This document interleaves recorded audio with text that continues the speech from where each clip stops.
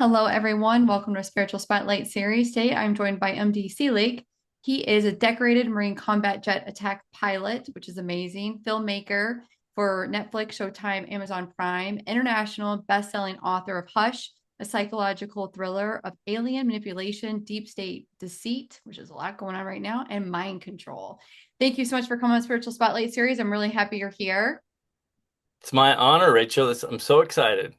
I'm so excited. So we're just going to jump right in. For listeners that are meeting you for the first time, how do you usually describe the through line of your life from combat pilot to filmmaker to novelist?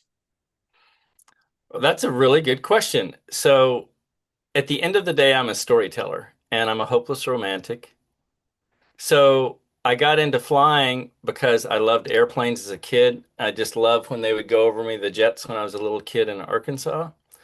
And just said, I'm going to do that. And so I was fanatical about airplane toys. Like, just leave me alone. I got my airplane toys. I don't want to talk to anyone. So I, I like that. I got infatuated with airplanes. I had a private license by the time I was in high school. And then kind of how I got to writing Hush and how I got into this world, how all that hopeless romantic and storytelling led to writing Hush.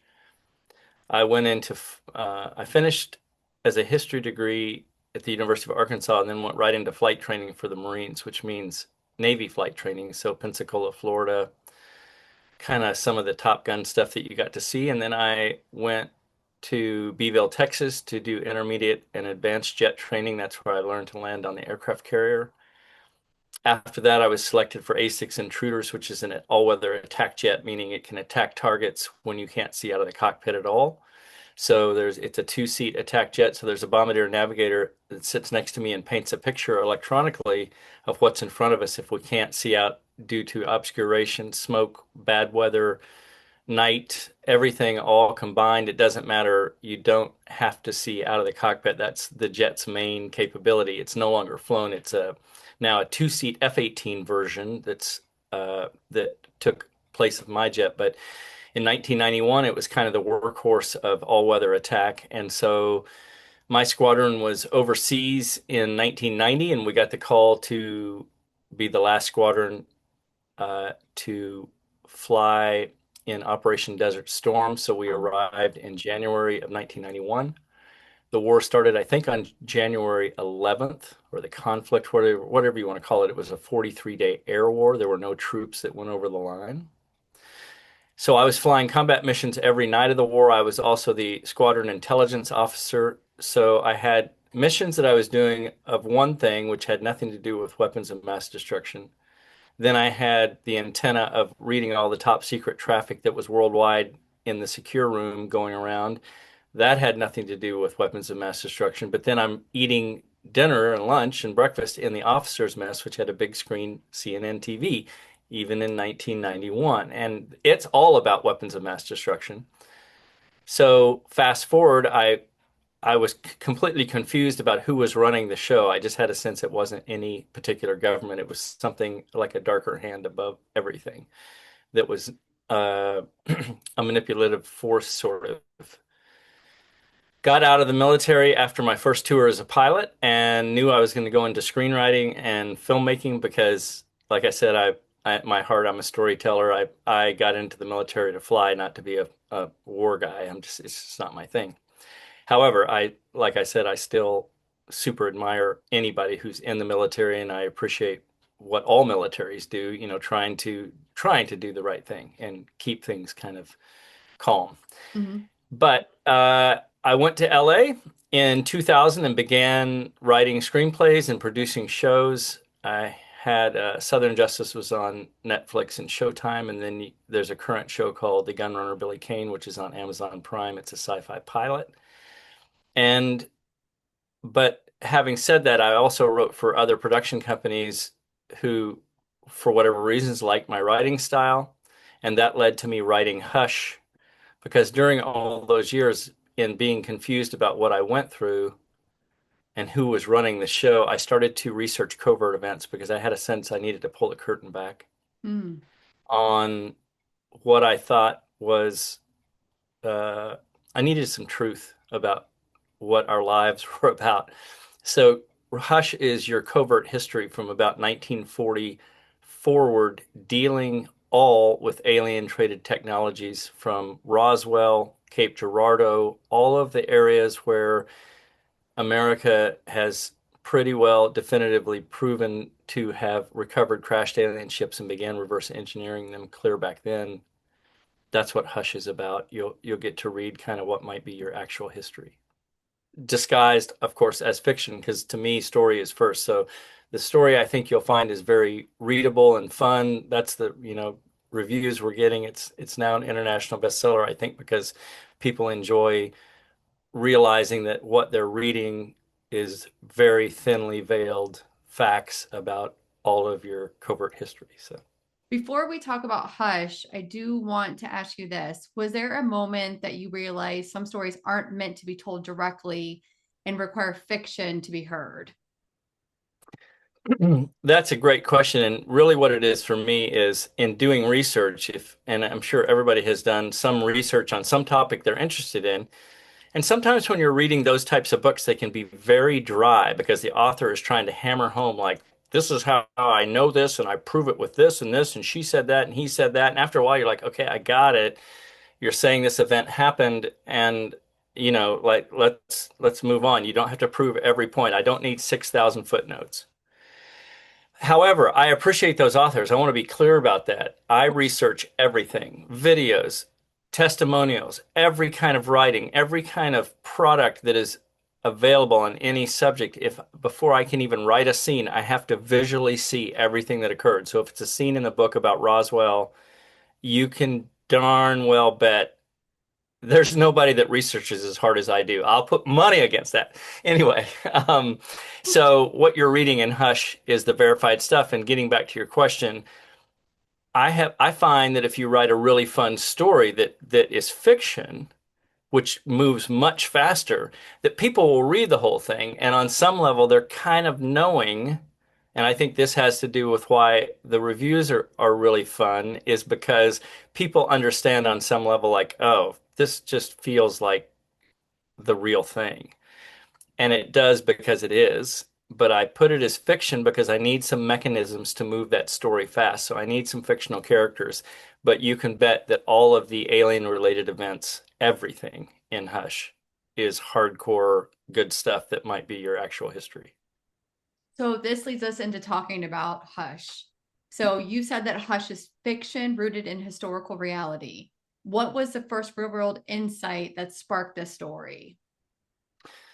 Well, obviously, my military stuff where I was confused about who's running the show here. This isn't the American government, it's not the British government or anyone else, right? And and I know you're running this show, Rachel. However, you might not be. I have to vet you a little bit. I'm kidding. No, what you're 100% correct. I could be, yes, no, you're right. What is wrong? We don't know.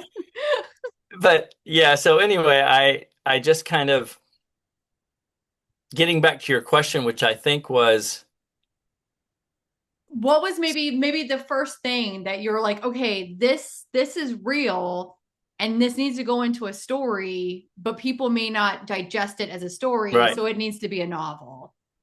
right. So overall, I wrote Hush as my story. And my story is I consider myself to be, kind of a average smart person. I'm not totally a goon, but I feel like I've been deceived my entire lifetime.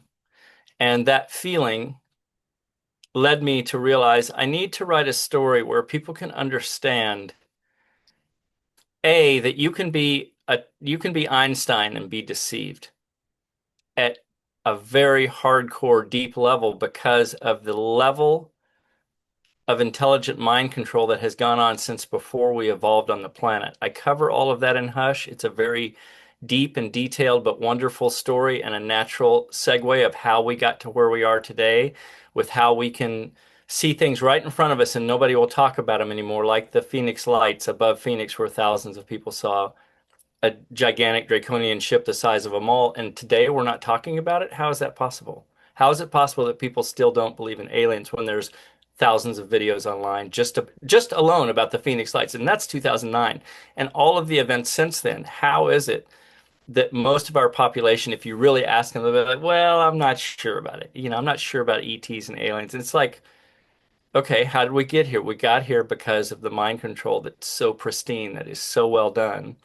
And I felt like I wanted to tell the story through Viola Kells, who is my protagonist. She's a 30-year-old physicist who considers herself kind of above average intelligent, and she realized she's been hoodwinked her entire life.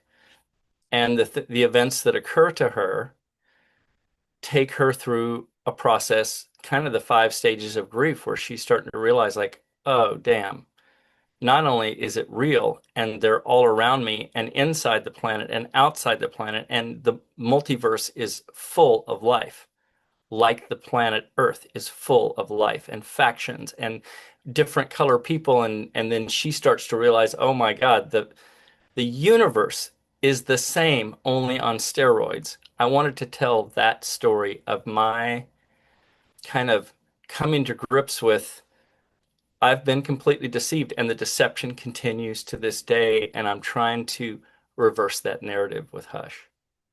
I think that this book is very timely for what is going on in the world right now. And I think that this interview is also very timely for the fact that you're on the Spiritual Spotlight series. And a lot of my work delves into the spiritual realm, but a lot of my work works with galactic beings, aliens, Pleiadians, Arcturians, and I know that our internet connection is wonky, and from a spiritual perspective, I see that as a lot of energetic interference. Um, and I think it's amazing that this is actually something that you touch on, the multiverse, and this is a lot of the work that I work in and live in, and I don't. It's amazing that you bring this to kind of the real world and the mainstream. A lot of the work that we're doing now is disconnecting from the matrix and really pulling ourselves out from this mental mind control. And just recently, what was this, like 6 months ago, we're all the drones that everybody was seeing that just kind of like went away. And it was like, guys, like right in my local area. So I'm in upstate New York, filming this right now, and we had drones just the town over. So you must constantly, and if you just talked about the in 2009, so 16, 17 years ago, it must just be like astounding to you. You're like, guys, this is real life. It's fascinating to me.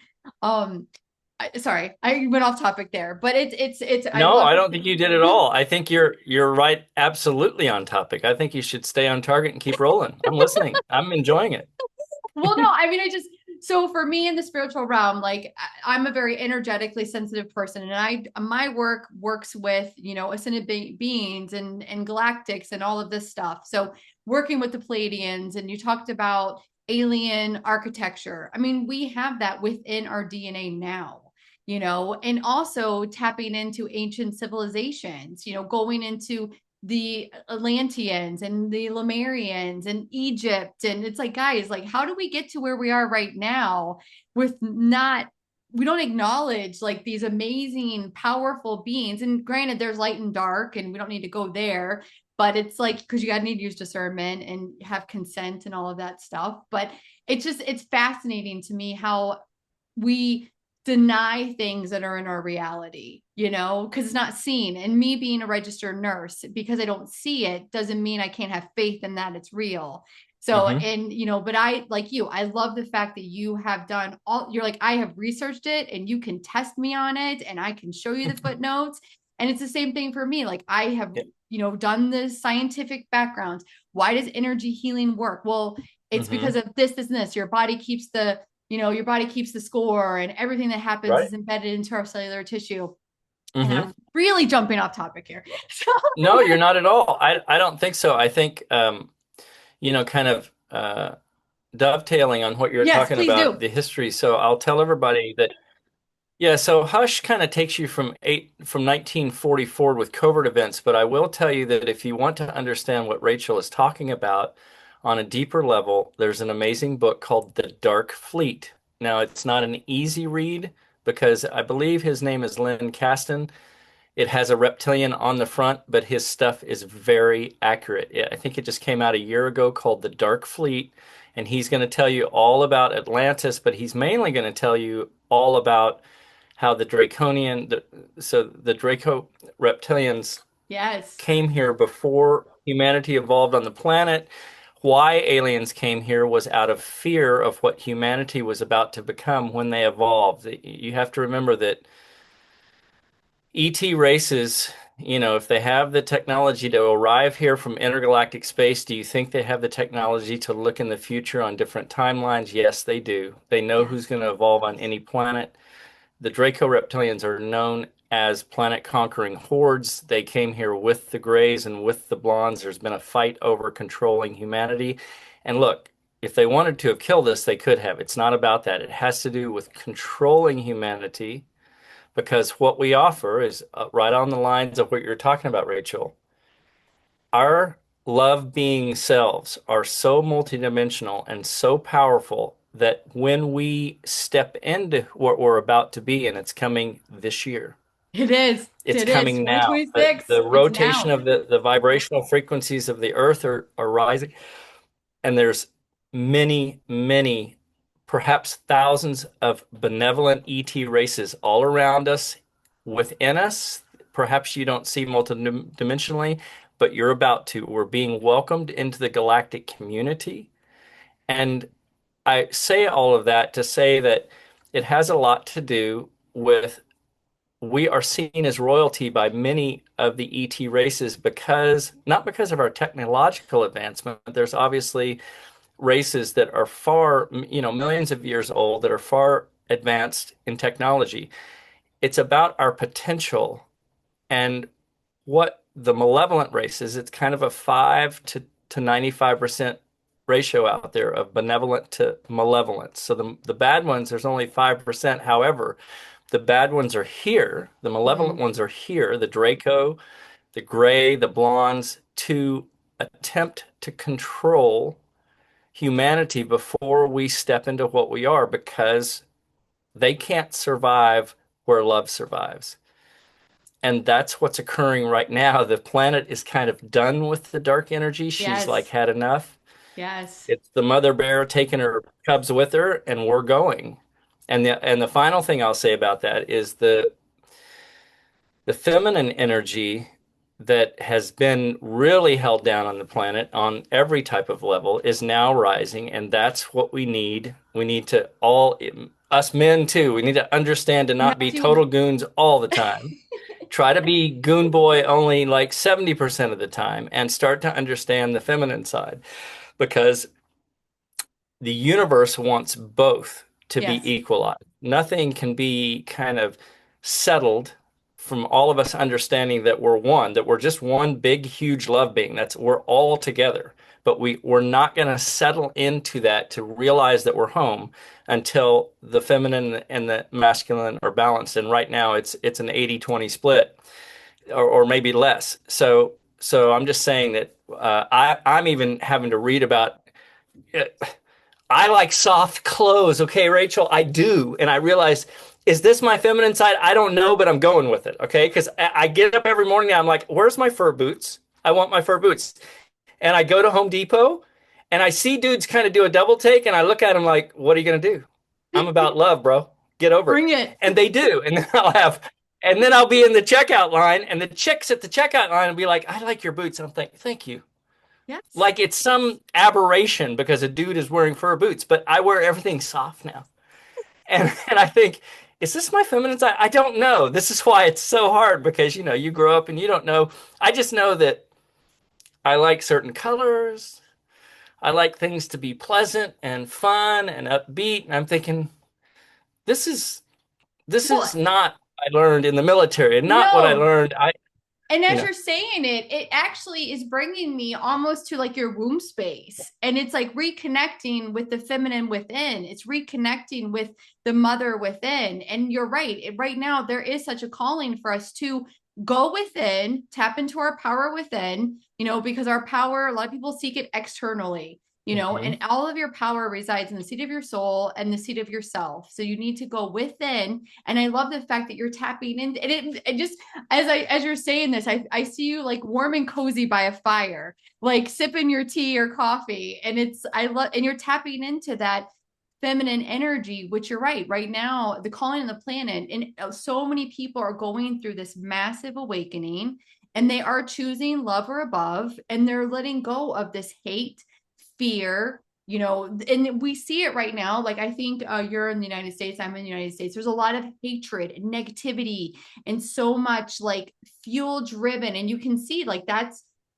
this like Mm-hmm. draconians, Mm-hmm. reptilian mind, they call it, and it's time to disconnect from this matrix. What is reality? What is real? And really like maybe turn off Facebook and not get sucked into that drama. Don't get sucked into that energy of, well, victim mindset. I always feel like it's victim mindset. And I love the fact that we are in this time of age of Aquarius and really going into this really loving, beautiful energy. And I can feel it right now. I can feel it actually in my womb space, like just building up. And it's amazing. But you have to be willing to be uncomfortable. And I think a lot of people don't like to be uncomfortable. They like to just go with the status quo, even though the status quo may be toxic and uncomfortable. But it's like you got to get past that uncomfortable energy to really find where that goodness is with working with the galactic beings. And I love the fact that you're talking about, guys, buckle up because they're coming, like, and they're already here. I mean, right now, like, so for me, I work with a lot of different galactic beings, the Pleiadians. Well, how do they communicate with me? Well, through the crickets. So if you're willing to tap into that Mother Earth elemental energy, guys, fairies are here, dragons, like they're already here. You just have to be willing to kind of shift into a different state of consciousness and connect with it. And I like, again, that you've written this book, and it's just amazing, like that. It's like, guys, like this is, and I feel like for anyone that's in my audience and they read that, it'll probably give them a better understanding of what's to come, what has happened, and maybe like what to expect. I would hope, that's so cool, and what to expect. Yeah, yeah. I think there's a fun story there for them to get through, and then if they're interested more in that type of to understand more of their covert history with alien traded transactions and technologies that have been going on for decades, and to realize that we've been Yeah. in space for decades. Yes. Only a And select few, but nevertheless, the group that kind of controls everything has had a secret space program for decades. There's a brand new documentary that I want to make note of. yes. Truth, I think it's Journey. This is all the podcasts I'm on. Sometimes I forget their names. I think it's Journey to the Truth podcast. Those guys just finished a documentary on the secret space program, and I can promise you, because they were asking me about distribution because of my filmmaking background, those folks that they have on are the real secret space program personnel that I deal with in Hush. And the stories that you hear in that documentary, it has something to do with Behind the Green Door, I think. You can type in Tony Rodriguez, but it's basically, the title has Behind the Green Door, I think, but it's a Journey to the Truth podcast. I'm sorry, it's a documentary that they finally finished in January, and it's now starting to hit theaters. But if you want to understand what's already been in space for decades, those folks that are interviewing have already done a 20 and back, meaning they were cloned by this cabal that I talk about, this kind of shadow hand that is above all governments, that control and manipulate world events, that are running the mind control. And I will say that they're most likely alien integrated, most likely draconian integrated, meaning it's a draconian agenda. It's not really humans that are this brilliant that can lead humanity kind of where they want up till now, up until this rising that's now occurring. But you'll find that there is a wealth of information about what's already been happening for decades. Just get on Gaia TV, pay your $8 for a month, and watch every episode of Cosmic Disclosure. You can watch it at 2 times normal speed, but if you're not watching that, if you haven't seen Randy Kramer talk about years in the space program, if you haven't seen Emery Smith about 50 floors down at Kirtland working on alien tissues for years, if you haven't seen David Adair talk about what he did in Area 51 and who was there. And if you haven't watched Tactical Tim, who worked for the German covert programs, you are missing out on what is already more disclosure than you can stand. And I'm telling you, it's like 24 seasons. Each season is like 8 different episodes, but I just watch them at high speed. Get the information to understand where you really stand today. It's covered in Hush, but I'm just saying, and you can certainly get the Audible version of Hush if you want to, go out and do your jog while you're running and listening. But my point is that the disclosure that people are looking for, like Congress is going to give you something, it's not going to happen. It's not the agenda of any particular military contractor like Lockheed Martin to suddenly step forward and go, you know what? We want to apologize. We've been lying to you for 70 years. We have been reverse engineering craft. It's not going to happen. They make trillions of dollars, not only on this planet, but on other planets. We are in the galaxy, folks. We have been in the galaxy. Watch those programs to realize, oh my God, all of the stuff they're talking about was in the 1980s. So bring it forward 45 years exponentially, how much further we as in humanity, not all of us, a select few that this cabal allows to go out there. I'm just saying we are in space and have been. And the alien races, or ET races, I should say, more politically correct, are all around us. The benevolent ones are here to help. Yes. And we're still in the hold of the malevolent ones, but it's shifting really quickly. Earth is rising. They're going to have to depart because of love. But all of the stuff you're looking for, all of the stuff regarding disclosure is already there. Just watch.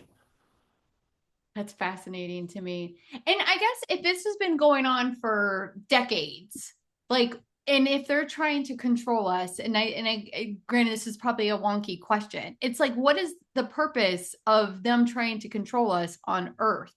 Like, what do they gain from it? Because we're having a soul having a human experience, and because we feel, and they can't feel. Great question. Great question, Rachel. So So that's a great question. So let's talk about what is our number 3 exports from Earth and why are humans valued? Why would they not just terminate us? Why did they come here to control us? We're very valuable. So I'll give you a hint. Humans can be amalgamated with technology very quickly, which is what occurs on the backside of the moon, at the Draconian bases, at the CIA Lunar Operations Command. We can be sold in the trade routes in space, which is happening today and has been for decades, for lots of what we call galactic credit. And I'll just say this, everything is an agenda, a financial agenda. The reason that you have big pharma not allowing med beds to be known because the cabal knows about med beds that can literally cure you back to your original self in an hour. It's an alive holographic medical bed that you lay on. It's basically just a bed of light. It can read you as a human and go, let's just bring you back to all original perfect. We'll get rid of any bad cells. We'll get rid of any diseases that are starting. We'll fix all your bones in an hour. And they're all over the universe, all over the multiverse, and we don't get access to them because our cabal, this group that I say runs the planet, think Blue Bloods, Rothschilds, Rockefellers, the folks who have always run the planet, they need you to buy oil and big pharma. They need you to buy prescriptions. Hence, you don't get to see a med bed because they control the alien traded technologies that we have had in our possession since the 60s. They control who goes to space, who knows about space, and who knows about aliens and who doesn't. And we as humanity continue to fall for the mind control. Hence, you have the Phoenix Lights, you have all of these, the drones, you have all of these instances of stuff right in front of us that is undeniable. These are alien actual events with ET ships and planes that everyone's seeing. And why are, after thousands of people are watching the Phoenix Lights in 2009 and videos so many you can't fake it from all over Phoenix.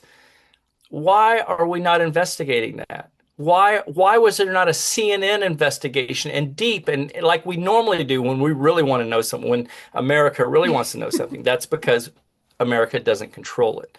It's the Mm. smaller group above that makes it go away. It's a smaller group above that controls the media, that controls big pharma, that controls the banks, that controls oil.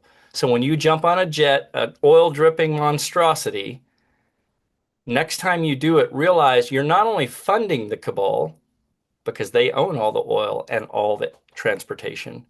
You're also not getting to ride on an anti-gravity ship like the TR-3B that we've had as a workhorse for decades that goes to the moon and back daily from McCord and from Station D, which is Area 51. You don't get it, but you're paying for it. That's what's wild to me. I want to write on that.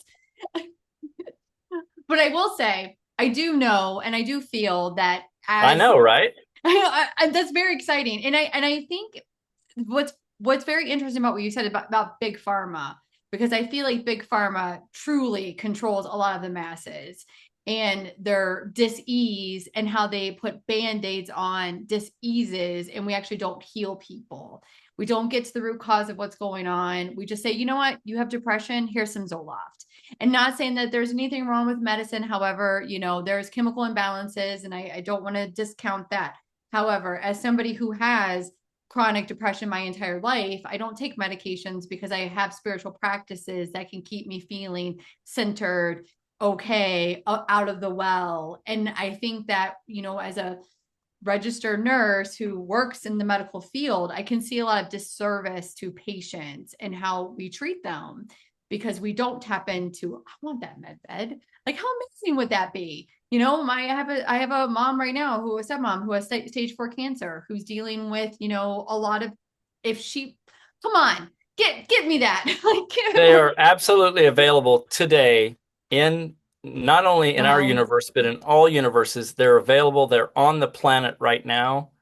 You Yes. don't get to have them. And that's why this change that's coming this year, we're going to see some great stuff happening. But I'm just saying that you have to remember that those who have controlled the planet forever Yeah. They don't want to lose that work with control. these malevolent races. They want to continue to control because they're off-world mining other planets with our secret space program. They're off-world making more money. For them, it's all about power and control. It has nothing to do with stepping forward. They could care less about humanity. It's a feudal system that they want to continue to keep in place. And it's not working from the standpoint of Mother Earth is done with it. She's taken the bridle off. She is blooming She and we're is. going with her and there's no stopping it and we're rising. So what you're going to see in this year, I believe, because all of the benevolent races are here to watch this unfolding, I believe it's occurring this year, and I believe you're going to have a contact event that lets everyone on the planet know you are now being welcomed into the galactic community. There's nothing to fear. If you're stepping from a heart space, you'll be Yes. fine, but it is going to get a little rough. And like Rachel said, turn off CNN, turn off Facebook for a Mm. day, try getting quiet, try getting away from the fear-based stuff that the cabal wants you to dwell on so that you don't step into your superpower, which is your heart. Yep. This thing is unstoppable. And if you step into it, you help create the critical mass that's occurring right now that literally the malevolent races that are here, they can't physically stay on the planet. When love rises, they physically can't stay in the lower fourth density where they reside. They have to depart. I think to your point, just to put it a little bit further, talking about, being in the love frequency, being centered in your heart space, energy follows intention. So if you have the intention of, I'm going to raise my frequency, I'm going to be in the love space, that your energy is going to follow that, and it's going to ripple out to everyone that's around you. So people will benefit from you being in that love frequency and truly rising above. And you're 100% correct, because you can see it now, and you saw it a little bit last year, of people, one, choosing to leave the planet. There's a lot of people that have passed away last year. That might be a little too morbid. I apologize. Two, you've seen a lot of people go a little wonky, get a little crazy, and that's because they don't know how to deal with these energies of what's going on. And then you've also seen a lot of people that are turning to, books such as what you've written and getting more information and getting that Gaia membership and really tapping into, okay, I'm going to disconnect from this matrix and I'm going to really like shut off the crap that's all around us and I'm going to go within. And that's probably the best thing that anyone can do. Like you said, go into stillness. And then that's when you're going to really like, you become a being that can channel and you can tap into these beautiful beings that are here to support us and to help us because like you said, they want to help us, they want to support us, they don't want this evil entities controlling all of these earthbound creatures. It's yeah, it's a fascinating time. And then I do want to ask you this, with the explosion of AI, what is your viewpoint of technologies and controlling and things like that, and then the partnering of AI? Like, do you have a feeling or a viewpoint on that? Yeah, so again, I think the number one thing is, and I want to tag a little bit before I Sure, talk about AI. of course. It's really important for me to do a transition switching this Mm, for this. So I try to tell everybody as you get quiet, try to find your 5 minutes a day to turn off all your technology, light your little piece of sage, make it a little cathedral for yourself, wherever that is. But try to, instead of getting your mind quiet, just open your heart. There's an mm, orchard there that you'll find sustenance. Allow the mind to just be the decoder of what the heart is opening to and what the heart already knows. It knows it all. And if you'll do that, you'll find that A, you get quieter a lot quicker if you just allow your heart to open. Don't worry, the mind is going to slowly calm down over a period of time because the brain waves get slower as you just decode what the heart is doing. That stillness, you'll find, like Rumi says, you're never so content, but you have to go there each day. It's like going to the gym, and you have to work that spiritual tweak to understand how to open that orchard that is you. There's no ascended masters here or anything like that. We're all the same. We're all just right, love.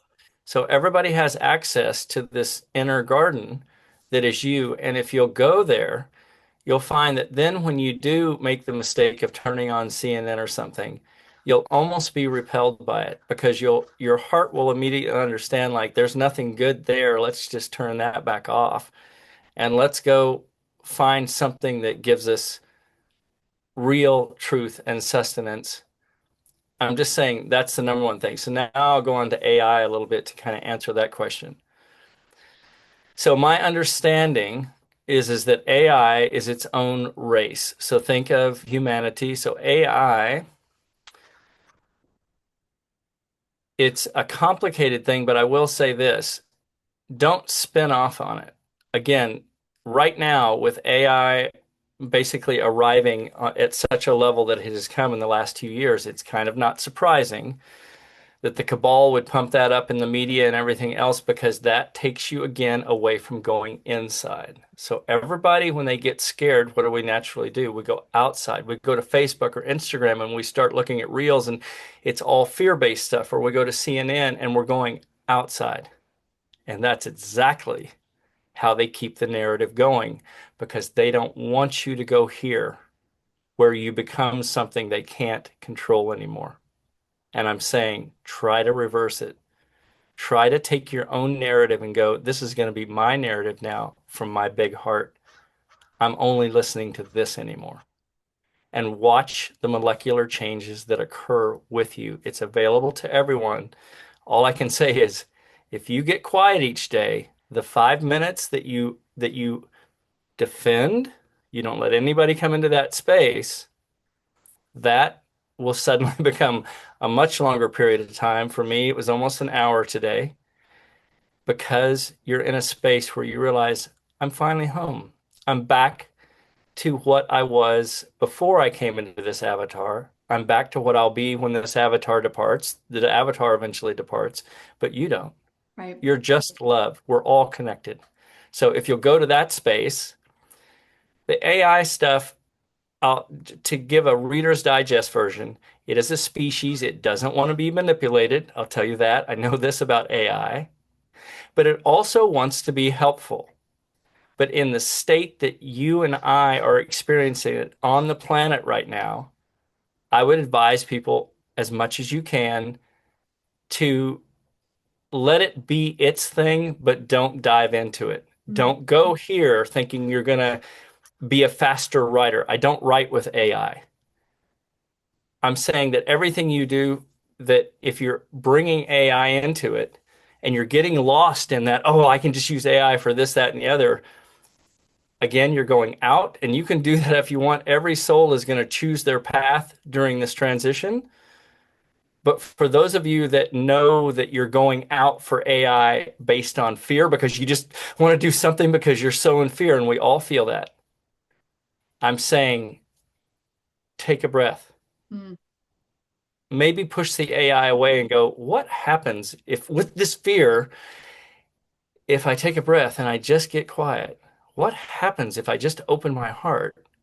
What you'll find is that the fear very quickly dissolves to nothing because you realize, oh my God, I have nothing to fear. I'm love. I was here before. I'll be here after. I'm not going anywhere. I don't die. My avatar might die. I don't. I have nothing to fear. Yeah. I will say that one of the things when I did my so I am a IET master instructor, and they teach you about fear, and they say it's false expectations appearing real. And ever since then, so this is probably like over 10 years ago that I took that training, and it's always been like, okay, this isn't fear, like this is just, I just don't know. I just don't know. And I need to go within and find that center. And I like how you talk about the orchard of your heart, and that's also a beautiful place. Like if you spend time in your heart space, that's a really amazing place. You can find like the Akashic records, you can find this beautiful orchard and get the healing, from these beings. And there's just so many things you can do in your heart space that you've just got to be willing to, like you said, dim the noise. And it's okay if your mind goes off. Dim the noise, drop down into your heart space, feel, sense, or imagine yourself down there, and then just see what happens. See what presents. Is it, who knows? And I probably for you too, every time you do it, something different transpires. You come out of the room a little bit. Okay. And I think probably for you now also the same thing for me. Like things aren't that like, like, I mean, just like it is what it is. Like life goes on. Death is just a doorway. I'm fine. Like I'll be good. Like I'm like, see you on the other side. Yeah, and another hint about Sure. when you go to your quiet place, when you go to your orchard, if you can remember to have no desire, Mm. no desirous imagining about something being there or something that's going to kind of solve everything. If you let go of all desire when you go to that space and you just are quiet in that space and don't expect anything, that's when the magic occurs. So true. Divine whispers. Like, our something's not going to be right in front of your face, super loud. I mean, that things whisper. So you got to be willing to listen. And then for our final question for today, for readers who finish Hush, maybe feeling a bit unsettled but curious, what questions do you hope that they keep asking long after the last page? Oh, that's a good question. I think that after they read the last page that they'll have a better sense of kind of what their history has been with aliens and alien traded contracts and alien traded technologies that have been here for decades. But they'll also have questions about where we step forward now. And I think that in finishing the book, that kind of the best thing that you can do is to understand that all of the disclosure that I've talked about is already available to you. And so the book will kind of give you a general vibe of how we got to where we are today with off-world races on-world races, races within the planet. It's all covered in hush, but it will kind of give you a standing to then ask further questions like, okay, if I want to participate more in this realm of understanding that we have been in space, it will give you a better guide of where to look. And I'll promise you, it has nothing to do with your Congress or the Congress of any country. This group that is controlling the events around you works above all of those. But I will reiterate, like, it's going to get a little rough before this transition occurs where we're welcomed into the galactic community. But once again, if you'll start to reverse the narrative by getting your focus in a different direction, not out based on fear, but when you sense anxiety or fear, just go, I'm going to try a new path that I've never tried in my life. I'm going to get quiet and I don't want anyone to bother me. I'm going to turn off my technology. I'm going to protect that space. I'm going to ask my family and friends, I need 15 minutes. Can you just let me have 15 minutes and you'll get it? And watch what answers come without even asking. Just get quiet. All of the information, everything that you'll have questions about if you finish Hush, whether the audible or the book, all of the questions that you have, you already know the answers to, I promise you. Your heart is a fractal of the universal intelligence. You don't even have to think about Akashic records. You don't have to think about any records or files or Nope. papers or a list of, you won't need any mental variation of information. The information that you're looking for, everything you've always wanted, is accessible this moment. So true. I want to end it at that beautiful answer. Thank you so much, MD, for coming on the Spiritual Spotlight series. It's truly been amazing to connect with you today.